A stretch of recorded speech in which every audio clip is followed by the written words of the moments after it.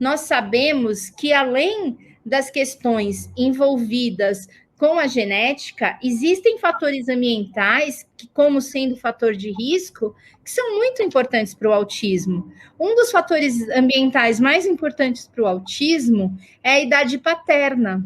Ah, entendi. Então eu posso dizer que. Então eu posso me livrar da culpa agora. Essa fala que você trouxe, eu acho tão importante e eu quero dar bastante ênfase, porque quando a gente tem o diagnóstico do autismo, a gente escuta muita coisa, a gente vai buscar a internet e a gente vê, o autismo pode ser que seja um trauma, ou alguma coisa que aconteceu na gravidez, ou alguma vacina que o meu filho tomou.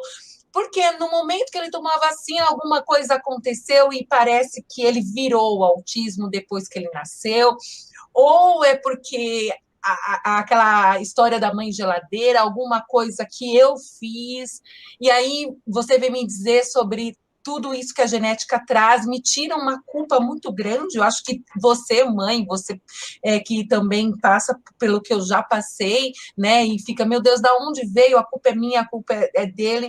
E também, agora você traz também mais uma informação que tem uma relação também com a idade paterna. Tenta me explicar sobre isso, então, sobre essa descoberta que a culpa não é a mãe geladeira, a culpa não é a vacina, a culpa não é alimento cheio de agrotóxico, da poluição, né? E a culpa ou é do meu cônjuge, a minha culpa, porque é uma das coisas que a gente fica pensando, né? Meu Deus, por que eu, né? O que aconteceu, né? Então, vamos lá. Vamos pensar que não existe culpa. Que, na verdade, a gente tem que tirar essa questão de culpa. O autismo pode ter contribuição dos dois. Como pode ser alterações genéticas que a gente chama do tipo de novo, tá certo? Então, pode ser que ele tenha aí um pupurri de outras alterações que vieram do pai e da mãe e que tenha uma alteração nova e que essa alteração nova pode ter feito o quê? Levado à contribuição de ter o autismo. O autismo é uma condição somatória, onde a gente tem que pensar na influência genética com a influência ambiental. E a outra coisa que a gente tem que deixar muito claro aqui para todos é que ninguém se torna autista, a gente nasce autista. As pessoas nascem com autismo. As questões envolvidas com tanto as questões que são os fatores de risco ambiental como os genéticos, as pessoas estão ali, ou nascem, ou é no pós-parto imediato, tá certo? Então, assim, a idade paterna, hoje a gente sabe, através de alguns artigos científicos, e eu digo assim, os artigos científicos, eles nos norteiam, mas quando a gente fala de ciência, quando a gente fala de biologia, a gente não pode nunca esquecer que tem que ter uma flexibilidade. Então, o que a gente sabe hoje é que um homem de 45 anos tem 9% mais chance de ter autismo do que um homem de 25 anos. Isso por quê? Porque, diferente de nós, os homens, eles produzem os espermatozoides no momento que eles precisam. E isso vai fazendo com que as alterações genéticas, porque a gente tem um controle de alterações, existe todo um mecanismo de reparo do DNA que faz com que, quando a gente tem um erro, isso seja reparado. Mas com o passar do tempo, a gente vai acumulando esses erros e, muito provavelmente, vai fazendo com que tenha essas alterações genéticas. Quando eu falo sobre isso, eu faço um paralelo com uma máquina de Xerox e o toner, né? Por quê? Quando a gente compra um toner novo, o que acontece? O toner novo, ele vai fazer o quê? Vai fazer com que as reproduções sejam feitas de uma forma muito clara, perfeita, sem nenhum erro. Conforme a gente vai usando esse toner, né, vai fazendo uso, o que vai acontecendo? As letras vão ficando mais apagadas, vai chegando no final, assim, depois de um tempo de uso, que ele vai acontecendo o quê? Vai perdendo a nitidez de algumas letras. Então, podemos pensar que é isso que acontece na produção dos espermatozoides. A gente vai acumulando alterações genéticas e por isso que conforme a gente vai passando aí a idade, a gente vai ter mais alterações, né? Então, por isso esse risco acaba sendo maior.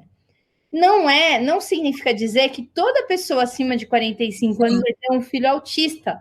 Quando a gente fala em risco, a gente tem que pensar que aquilo ali está somado com aquilo outro, e que vai ter uma pessoa com autismo. Por isso que não tem que ter culpa, porque todo mundo pode participar dessa constituição. Então, e nas mulheres? Existem alterações em óvulos? Existem. Depois dos 40 anos, a gente sabe que tem um risco, mas o que acontece? Tem 4 vezes menos chance de ter alterações em óvulos do que em espermatozoides, de acordo com um trabalho que foi publicado pelo Taylor em 2019, tá? Então, é um trabalho bastante recente. Novo, né? E ele fez com autismo e com outras condições do neurodesenvolvimento. Na verdade, acho que ele fez com condições neuropsiquiátricas, se eu não me engano, com esquizofrenia também. E aí, uma outra questão que está envolvida com as mulheres têm o fator de risco, idade materna? É sim. Porque com a idade materna, a gente pode ter o que a gente chama de síndrome metabólica nas mulheres, que é o aumento da pressão, sobrepeso, aumento da glicose, então diabetes gestacional, tudo isso pode ser sim um risco.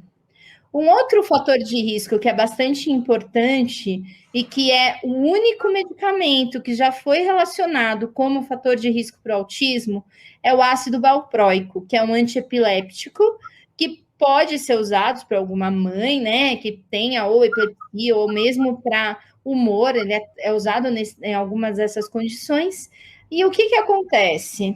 Ele é um fator de risco, tá? Acaba sendo 2, né? Porque se ela já toma, já tem convulsão, já tem algum transtorno, também ela já tem uma condição, né? Então. E aí, né? É difícil separar e toma uma medicação. Até tem outros medicamentos que eles colocam, mas na verdade não é em si o medicamento, sim a condição que a mãe já tem por conta do medicamento, né? Por fazer uso. E aí, outros aspectos importantes que estão na gestação, a gente fala que a prematuridade, o baixo peso a nascer, hipóxia neonatal, isso é importante, intervalo curto entre as gestações também são fatores de risco.